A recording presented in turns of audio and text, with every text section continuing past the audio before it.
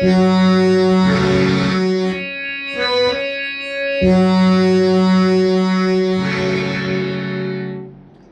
ਯਸੂ ਦੇ ਵਿੱਚ ਤੁਹਾਡੀ ਸਲਾਮਤੀ ਹੋਵੇ ਤੇ ਅਸੀਂ ਤੁਹਾਨੂੰ ਯਸੂ ਦੀ ਜ਼ਿੰਦਗੀ ਇਤਵਾਰ ਦਾ ਬਾਈਬਲ ਸਟੱਡੀ ਪ੍ਰੋਗਰਾਮ ਪੰਜਾਬੀ ਬਜ਼ਰੀਆ JCDC ਪ੍ਰੋਡਕਸ਼ਨ ਵਿੱਚ ਖੁਸ਼ ਆਮਦੀਦ ਕਹਿੰਦੇ ਹਾਂ ਤੇ ਮੈਂ ਪਾਦਰੀ ਅਮਜਦ ਇਮਤਿਆਜ਼ ਤੁਹਾਡੇ ਕੋਲ ਖੁਦਾ ਦਾ ਕਲਾਮ ਲੈ ਕੇ ਹਾਜ਼ਰ ਹੋਇਆ ਤੇ ਅੱਜ ਅਸੀਂ ਮਰਕਸ ਦੀ ਅੰਜੀਲ ਉਹਦੇ 16ਵੇਂ ਬਾਬ ਨੂੰ ਵੇਖਾਂਗੇ। ਮਰਕਸ ਦੀ ਰਾਹੀਂ ਲਿਖੀ ਗਈ ਅੰਜੀਲ ਉਹਦਾ 16ਵਾਂ ਬਾਬ ਤੇ ਪਹਿਲੀ ਐਤ ਤੋਂ ਇੰਜ ਲਿਖਿਆ। ਤੇ ਜਦ ਸਬਤ ਦਾ ਦਿਨ ਗੁਜ਼ਰ ਗਿਆ ਤੇ ਮਰੀਮ ਮਗਦਲੀਨੀ ਤੇ ਯਾਕੂਬ ਦੀ ਮਾਂ ਮਰੀਮ ਤੇ ਸਲੋਮੀ ਨੇ ਖੁਸ਼ਬੂ ਵਾਲੀਆਂ ਚੀਜ਼ਾਂ ਸ਼ੈਵਾਂ ਮੁੱਲ ਲਈਆਂ ਭਈ ਜਾ ਕੇ ਉਹਦੇ ਉੱਤੇ ਮਲਣ। ਤੇ ਹਫ਼ਤੇ ਦੇ ਪਹਿਲੇ ਦਿਨ ਬਹੁਤ ਸਵੇਰੇ ਸੂਰਜ ਚੜ੍ਹਦਿਆਂ ਹੀ ਉਹ ਕਬਰ ਉੱਤੇ ਆਈਆਂ ਤੇ ਆਪੋ ਵਿੱਚ ਆਖਦੀਆਂ ਸਨ ਭਈ ਸਾਡੇ ਲਈ ਪੱਥਰ ਨੂੰ ਕੌਣ ਕਬਰ ਤੋਂ ਹਟਾਏਗਾ।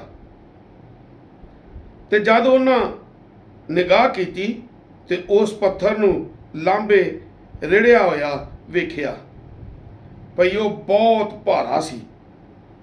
ਤੇ ਕਬਰ ਵਿੱਚ ਜਾ ਕੇ ਉਹਨਾਂ ਇੱਕ ਜਵਾਨ ਨੂੰ ਚਿੱਟੇ ਕੱਪੜੇ ਪਾਇਆ ਹੋਇਆ ਸੱਜੇ ਪਾਸੇ ਬੈਠਾ ਵੇਖਿਆ ਤੇ ਉਹ ਘਬਰਾ ਗਈਆਂ। ਉਹਨਾਂ ਨੂੰ ਆਖਿਆ, ਨਾ ਘਬਰਾਓ, ਤੁਸੀਂ ਯਸੂ ਨਾਸਰੀ ਨੂੰ ਜਿਹੜਾ ਸਲੀਬ ਉੱਤੇ ਚਾੜਿਆ ਗਿਆ ਸੀ ਲੱਭਦੀਆਂ ਹੋ। ਉਹ ਤੇ ਜੀ ਉੱਠਿਆ, ਉਹ ਇੱਥੇ ਨਹੀਂ ਹੈ।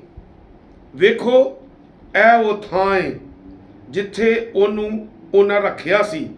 ਪਰ ਜਾਓ ਉਹਦੇ ਸ਼ਾਗਿਰਦਾਂ ਤੇ ਪਤਰਸ ਨੂੰ ਆਖੋ ਭਈ ਉਹ ਤੁਹਾਨੂੰ ਅੱਗੇ ਗਲੀਲ ਨੂੰ ਜਾਂਦਾ ਹੈ।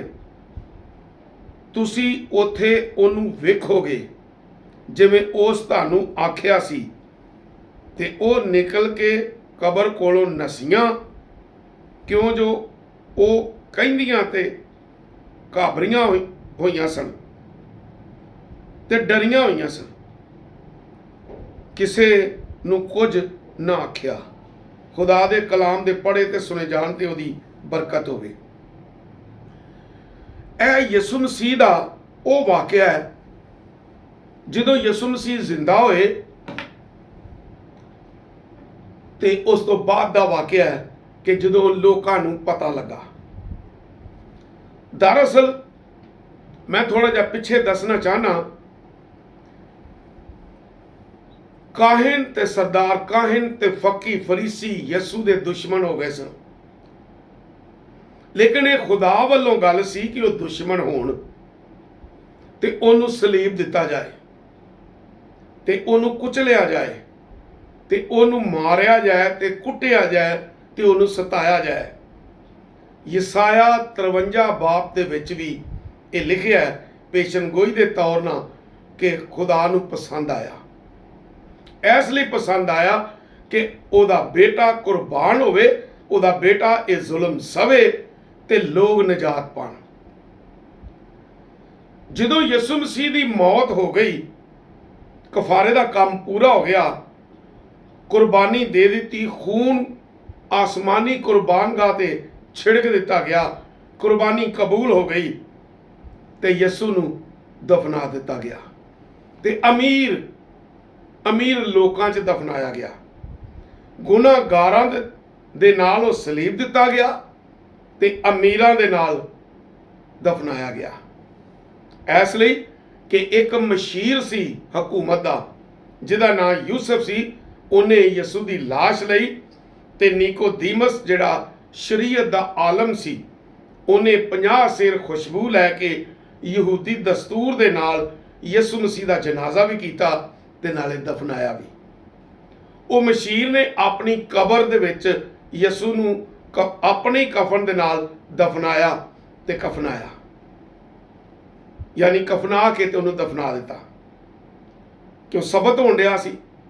ਸਬਤ ਦਾ ਦਿਨ ਜਦੋਂ ਪੂਰਾ ਹੋ ਗਿਆ ਤੇ ਸਵੇਰੇ ਔਰਤਾਂ ਯਾਨੀ ਮਰੀਮ ਮਗਦਲੀਨੀ ਤੇ ਯਾਕੂਬ ਦੀ ਮਾਂ ਵੀ ਤੇ ਹੋਰ ਔਰਤਾਂ ਵੀ ਯਿਸੂ ਮਸੀਹ ਦੇ ਕਬਰ ਤੇ ਜਾ ਰਹੀਆਂ ਨੇ ਤੇ ਕਹਿੰਦੀਆਂ ਨੇ, ਦੇਖੋ ਜ਼ਰਾ ਗੌਰ ਨਾਲ ਸੁਣੋ, ਸੋਚ ਕੀ ਅਸੀਂ ਮਰਿਆ ਹੋਇਆ ਯਿਸੂ ਵੇਖਣਗੇ ਤੇ ਉਹਦੀ ਲਾਸ਼ ਤੇ ਖੁਸ਼ਬੂ ਲਾਣੀ ਹੈ। ਲੇਕਿਨ ਉਹ ਇਹ ਸੋਚ ਕੇ ਤੇ ਚੱਲੀਆਂ, ਲੇਕਿਨ ਇੱਕ ਵੱਡੀ ਮੁਸੀਬਤ ਉਹਨਾਂ ਲਈ ਹੋਰ ਖਲੋਤੀ ਸੀ ਜਿਹਨੂੰ ਉਹ ਭੁੱਲੀਆਂ ਹੋਈਆਂ ਸਨ। ਤੇ ਰਸਤੇ 'ਚ ਗੱਲ ਕਰਦੀਆਂ ਨੇ, ਜਿਹੜਾ ਕਬਰ ਦੇ ਉੱਤੇ ਵੱਡਾ ਸਾਰਾ ਪੱਥਰ ਰੱਖਿਆ ਉਹਨੂੰ ਕੌਣ ਲਾਏਗਾ? ਪਹਿਰੇਦਾਰ ਵੀ ਬਿਠਾਏ ਨੇ, ਸੀਲ ਕੀਤਾ ਹੋਇਆ ਹੈ, ਕਿਸੇ ਨੂੰ ਇਜਾਜ਼ਤ ਨਹੀਂ ਹੈਗੀ, ਅਸੀਂ ਕਿਵੇਂ ਜਾਵਾਂਗੀਆਂ? ਲੇਕਿਨ ਉਹਨਾਂ ਦੇ ਅੰਦਰ ਖਾਸ਼ ਹੈ ਯਿਸੂ ਨੂੰ ਵੇਖਣ ਦੀ, ਲੇਕਿਨ ਮਰਿਆ ਹੋਇਆ ਵੇਖਣਾ ਚਾਹੁੰਦੀਆਂ ਨੇ। ਕਿਉਂ? ਉਹਦੀ ਲਾਸ਼ ਤੇ ਉਹ ਖੁਸ਼ਬੂਆਂ ਲਾਣੀਆਂ ਚਾਹੁੰਦੀਆਂ ਨੇ। ਜਦੋਂ ਗਈਆਂ ਤੇ ਅੱਗੇ ਵੇਖਿਆ ਤੇ ਪੱਥਰ ਆਪੇ ਹੀ ਹਟਿਆ ਹੋਇਆ ਸੀ, ਪਹਿਰੇਦਾਰ ਵੀ ਕੋਈ ਨਹੀਂ। ਇੱਕਦਮ ਘਬਰਾਈਆਂ ਹੋਈਆਂ ਅੰਦਰ ਚਲੀ ਗਈਆਂ। ਅੰਦਰ ਜਾ ਕੇ ਵੇਖਿਆ ਤੇ ਯਿਸੂ ਦੀ ਲਾਸ਼ ਵੀ ਕੋਈ ਨਹੀਂ, ਕੱਪੜੇ ਹੀ ਪਏ ਨੇ। ਇੱਕ ਨੌਜਵਾਨ ਸ਼ਖਸ ਨੂੰ ਵੇਖਿਆ ਉਹਨਾਂ, ਉਹ ਉਹਨਾਂ ਨੂੰ ਆਂਦਾ, ਤੁਸੀਂ ਕਿਹਨੂੰ ਲੱਭਦੀਆਂ ਜੇ? ਤੁਸੀਂ ਯਿਸੂ ਨੂੰ ਲੱਭਦੀਆਂ ਜੇ, ਜਿਹੜਾ ਸਲੀਬ ਤੇ ਚਾੜਿਆ ਗਿਆ ਸੀ। ਉਹਦੇ ਸਲੀਬ ਤੇ ਚਾੜਿਆ ਗਿਆ ਸੀ ਤੇ ਇੱਥੇ ਦਫਨਾਇਆ ਗਿਆ ਸੀ। ਉਹ ਇੱਥੇ ਨਹੀਂ ਜੇ, ਉਹ ਜ਼ਿੰਦਾ ਹੋ ਗਿਆ ਜੇ, ਉਹ ਜ਼ਿੰਦਾ ਹੋ ਗਿਆ ਜੇ ਤੇ ਉਹ ਗਲੀਲ ਸ਼ਹਿਰ ਨੂੰ ਗਿਆ ਜੇ। ਜਿਸ ਤਰ੍ਹਾਂ ਉਹਨੇ ਆਖਿਆ ਸੀ ਉਂਝ ਹੀ ਉਹ, ਤੁਸੀਂ ਉਹਨੂੰ ਗਲੀਲ 'ਚ ਵੇਖੋਗੇ ਤੇ ਤੁਹਾਡੇ ਤੋਂ ਪਹਿਲੋਂ ਉਹ ਗਲੀਲ 'ਚ ਤੁਹਾਨੂੰ ਮਿਲੇਗਾ।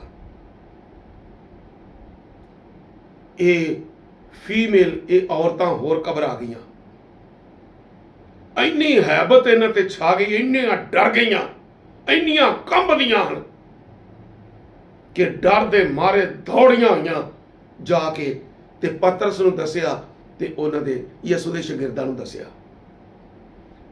ਉਹ ਜੀ ਉੱਠਿਆ ਜੇ, ਉਹ ਜੀ ਉੱਠਿਆ ਜੇ, ਅਸੀਂ ਤੇ ਉਹਨੂੰ ਖੁਸ਼ਬੂ ਲਾਣ ਗਈਆਂ ਸਾਂ, ਅਸੀਂ ਤੇ ਮਰਿਆ ਹੋਇਆ ਵੇਖਣਾ ਚਾਹੁੰਦੀਆਂ ਸਨ, ਲੇਕਿਨ ਉਹ ਜੀ ਉੱਠਿਆ ਜੇ। ਤੇ ਇੰਜ ਕਰੋ, ਕਬਰ ਵੱਲ ਨਾ ਜਾਓ। ਲੇਕਿਨ ਉਹਨਾਂ ਨੇ ਖਾਸ ਗੱਲ ਯਾਦ ਦਿਲਾਤੀ, ਉਹ ਗਲੀਲ ਸ਼ਹਿਰ ਨੂੰ ਗਿਆ ਜੇ, ਤੁਸੀਂ ਉਹਨੂੰ ਗਲੀਲ 'ਚ ਮਿਲੋਗੇ, ਉਹ ਤੁਹਾਡੇ ਤੋਂ ਪਹਿਲੋਂ ਗਲੀਲ 'ਚ ਮੌਜੂਦ ਹੋਏਗਾ। ਪਤਰਸ ਨੇ ਤੇ ਦੂਜੇ ਸ਼ਾਗਿਰਦਾਂ ਨੇ ਕੁਝ ਨਹੀਂ ਵੇਖਿਆ, ਰੋਟੀ ਦੀ ਪਰਵਾਹ ਨਹੀਂ, ਪਾਣੀ ਦੀ ਪਰਵਾਹ ਨਹੀਂ, ਯਾਨੀ ਨਾਸ਼ਤੇ ਦੀ ਪਰਵਾਹ ਨਹੀਂ। ਕਿਸੇ ਨੇ ਨਾਸ਼ਤਾ ਨਹੀਂ ਕੀਤਾ, ਚਾਹ ਨਹੀਂ ਪੀਤੀ, ਚਾਹ ਤਾਂ ਉਦੋਂ ਹੁੰਦੀ ਨਹੀਂ ਸੀ। ਉਹਨਾਂ ਪਾਣੀ ਨਹੀਂ ਪੀਤਾ, ਉਸੇ ਤਰ੍ਹਾਂ ਹੀ ਮੂੰਹ ਨਹੀਂ ਧੋਤਾ, ਦੌੜ ਲਾ ਦਿੱਤੀ ਗਲੀਲ ਸ਼ਹਿਰ ਨੂੰ ਜਾਣ ਲਈ। ਤੇ ਦੌੜੇ ਜਾਂਦੇ ਨੇ, ਲੋਕ ਕਹਿੰਦੇ ਨੇ ਇਹਨਾਂ ਨੂੰ ਕੀ ਹੋ ਗਿਆ, ਲੇਕਿਨ ਦੌੜੇ ਜਾਂਦੇ ਨੇ। ਉਹਨਾਂ ਦੇ ਦਿਲ 'ਚ ਇੱਕੋ ਹੀ ਗੱਲ ਹੈ ਕਿ ਅਸੀਂ ਯਿਸੂ ਮਸੀਹ ਨੂੰ ਵੇਖੀਏ। ਉਹ ਯਿਸੂ ਜਿਹੜਾ ਸਲੀਬ ਤੇ ਸਾਡੇ ਲਈ ਚੜਿਆ, ਜਿਹਨੇ ਸਾਡੇ ਗੁਨਾਹਾਂ ਦਾ ਬੋਝ ਲੈ ਕੇ, ਸਾਡੇ ਗੁਨਾਹ ਲੈ ਕੇ ਉਹ ਸਲੀਬ ਤੇ ਚੜ ਗਿਆ ਤੇ ਉਹਨੂੰ ਮੌਤ ਦੀ ਸਜ਼ਾ ਹੋਈ। ਉਹਨੇ ਸਲੀਬ ਤੇ ਆਪਣੀ ਜਾਨ ਦਿੱਤੀ ਤੇ ਸਾਨੂੰ ਗੁਨਾਹਾਂ ਤੋਂ ਬਚਾ ਲਿਆ। ਸਾਡੇ ਗੁਨਾਹ ਲੈ ਕੇ ਤੇ ਉਹ ਮੌਤ ਨੂੰ ਗਲੇ ਲਾ ਲਿਆ, ਉਹਨੇ ਸਾਨੂੰ ਛੁਡਾ ਲਿਆ।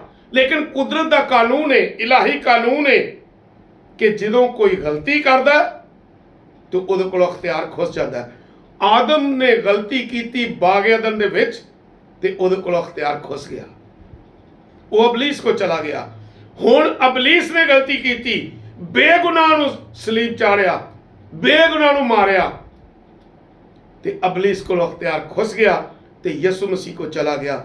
ਉਹ ਯਿਸੂ ਜਿਹੜਾ ਯਹੋਨਾ ਨੂੰ ਮਿਲਦਾ ਤੇ ਕਹਿੰਦਾ, ਵੇਖ ਮੈਂ ਮਰ ਗਿਆ ਸਾਂ, ਹੁਣ ਜ਼ਿੰਦਾ ਵਾਂ ਤੇ ਅਬਦੁੱਲਾ ਬਾਅਦ ਜ਼ਿੰਦਾ ਰਵਾਂਗਾ। ਮੌਤ ਤੇ ਆਲਮੇ ਰਵਾ ਦੀਆਂ ਕੁੰਜੀਆਂ ਮੇਰੇ ਕੋਲ ਨੇ। ਕਿਉਂ? ਉਹਨੇ ਫਤਹ ਪਾ ਲਈ ਸੀ। ਯਿਸੂ ਮਸੀਹ ਨੇ ਮੌਤ ਤੇ ਕਬਰ ਫਤਹ ਪਾਈ, ਕਬਰ ਤੇ ਫਤਹ ਪਾਈ, ਤੇ ਕਿਹਾ ਮੌਤ ਤੇਰਾ ਡੰਗ ਕਿੱਥੇ ਗਿਆ? ਸ਼ੈਤਾਨ ਤੇ ਵੀ ਫਤਹ ਪਾਈ।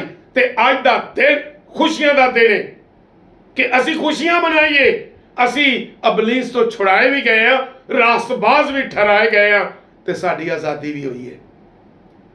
ਕਿੰਨੀ ਵੱਡੀ ਗੱਲ ਹੈ, ਕਿੰਨੀ ਵੱਡੀ ਖੁਸ਼ਖਬਰੀ ਹੈ। ਤੇ ਇਹੋ ਹੀ ਖੁਸ਼ਖਬਰੀ ਸਾਡੇ ਲਈ ਹੈ, ਤੇ ਅਸੀਂ ਈਦ ਕਿਆਮਤੁਲ ਮਸੀਹ ਮਨਾਉਂਦੇ ਹਾਂ।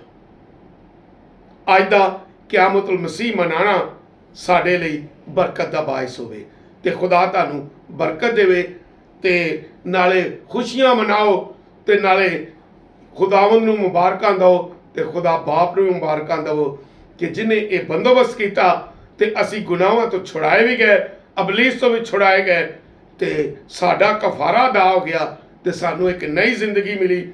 ਤੇ ਇਹ ਜ਼ਿੰਦਗੀ ਐਸੀ ਹੈ ਜਿਹੜੀ ਅਗਲੇ ਦੌਰ ਦੇ ਵਿੱਚ ਜਾ ਕੇ ਸਾਨੂੰ ਹਮੇਸ਼ਾ ਦੀ ਜ਼ਿੰਦਗੀ 'ਚ ਸ਼ਾਮਲ ਕਰੇਗੀ।